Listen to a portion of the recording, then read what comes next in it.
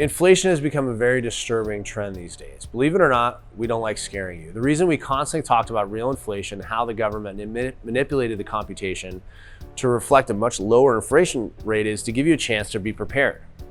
Your portfolio should be in a position where you're as confident as possible your yield will beat inflation. That's our goal.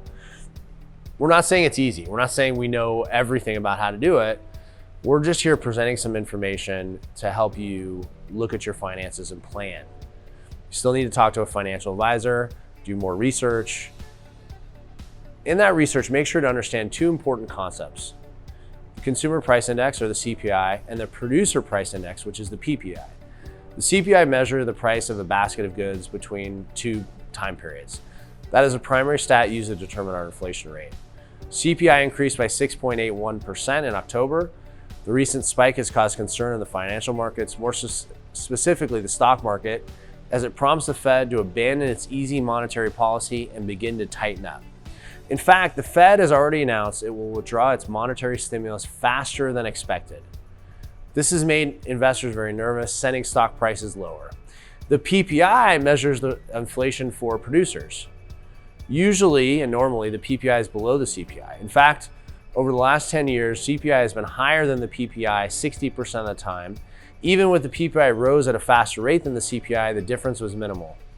This is not the case today, as the PPI, you'll see in this chart, is much higher than the CPI. In short, production costs are rising at a much faster rate than consumer prices.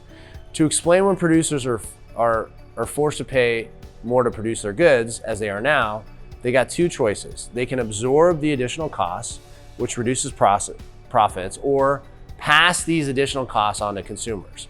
Since corporate profits are the lifeblood of stock prices, the more likely course is to pass these additional costs along to the consumer, which pushes inflation higher. How long will inflation remain elevated? This is a complicated question.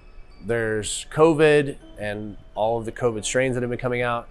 For as long as it's been out there, things cannot operate as normal, at least not everything.